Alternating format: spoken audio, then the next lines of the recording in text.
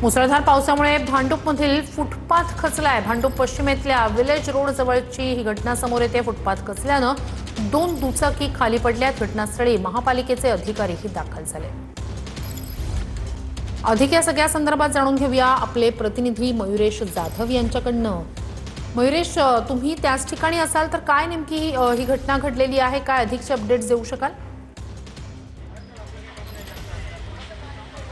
नक्कीच श्रुती, आपण जर बघितलं पहाटेपासूनच मुंबई शहरामध्ये मुसळधार पाऊस पडत आहे आणि त्याचा फटका भांडूपमध्ये पडलेला आहे। मी सध्या भांडूपमध्ये विलेज रोड परिसरामध्ये आहे आणि आपण जर बघितलं हा फुटपाथवरील जो रस्ता आहे तो अचानकपणे पहाटेच्या सुमारास खचला आणि या ठिकाणी ज्या 2 दुचाकी ज्या पार्किंगमध्ये उभ्या होत्या त्या देखील ह्या खचलेल्या रस्त्यामध्ये खाली पडल्यात। मात्र यामध्ये कोणत्याही प्रकारची जीवितहानी झाली नाही।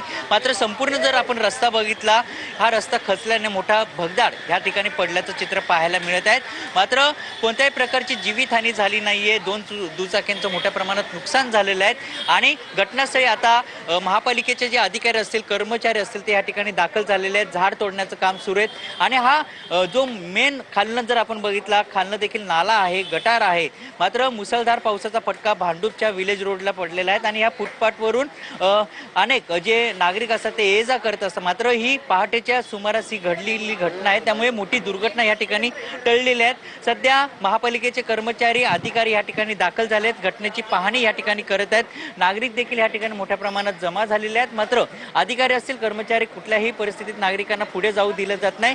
सध्या या ठिकाणी युद्ध पातळीवर या ठिकाणी खचलेल्या रस्त्याचं काम या ठिकाणी सध्या सुरू आहे। श्रुती, नेमकी आता काय उपाययोजना केली जाते, अपडेट्स तुमच्याकडून घेऊच। तुर्तास धन्यवाद तुम्ही दिलेल्या संपूर्ण माहितीसाठी।